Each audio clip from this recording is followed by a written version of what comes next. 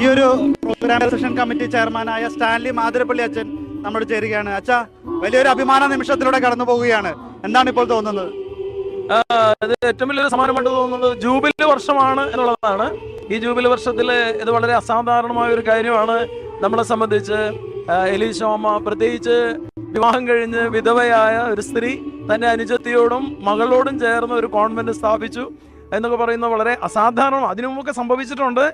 Married ആയിട്ടുള്ള പലരും വിശുദ്ധ ഗണത്തിലേക്ക് വന്നിട്ടുണ്ട്, മക്കളുള്ളവർ വന്നിട്ടുണ്ട്. പക്ഷേ നമ്മളെ സംബന്ധിച്ച്, ഭാരതത്തിൽ നമ്മളെയൊക്കെ സംബന്ധിച്ച് ഒരു പുതിയ അനുഭവമാണ്. തന്നെയല്ല, ഈ ഒരു ജൂബിലി വർഷം പ്രമാണിച്ച് ഒരു ഗിഫ്റ്റായിട്ട് കാണുക. കേരള സഭയ്ക്കും ഭാരത സഭയ്ക്കും കിട്ടുന്ന വലിയൊരു സമ്മാനമായിട്ടാണ് അതാണ് നമുക്ക് അനുഭവപ്പെടുന്നത്. റിസപ്ഷൻ കമ്മിറ്റി ചെയർമാനായിരുന്നു. എങ്ങനെയാണ് ഒരുക്കങ്ങളൊക്കെ? എങ്ങനെയായിരുന്നു? എത്രത്തോളം വിശിഷ്ടാതിഥികളൊക്കെ? ഞങ്ങൾക്ക് വളരെ ചുരുങ്ങിയ സമയമാണ് വാസ്തവത്തിൽ ഒരുക്കത്തിന് കിട്ടിയത്. ഏതാണ്ട് ഒരു 2 മാസത്തെ സമയം കിട്ടി. പക്ഷെ ആ ചുരുങ്ങിയ സമയം കൊണ്ട് വളരെ സിസ്റ്റമാറ്റിക് ആയിട്ട് നമ്മൾ കമ്മിറ്റികളൊക്കെ ഓൾറെഡി രൂപീകരിക്കാനുള്ള സംവിധാനങ്ങളൂടെ ഉണ്ട്. കാരണം വരാപ്പുഴ തിരുവരെ സംബന്ധിച്ച് എപ്പോഴും ഇങ്ങനെയുള്ള പരിപാടികൾ വരാറുള്ളതുകൊണ്ട് ഞങ്ങൾക്ക് അങ്ങനെയുള്ള കാര്യങ്ങൾക്ക് ബുദ്ധിമുട്ട് വന്നില്ല.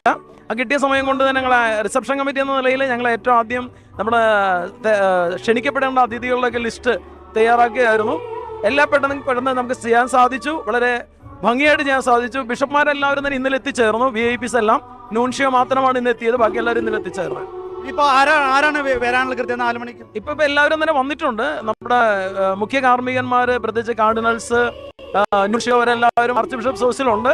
അവരിപ്പോ എത്തിച്ചേരും. അവർ വന്ന ഉടനെ തന്നെ നമ്മൾ ചടങ്ങ് ആരംഭിക്കും.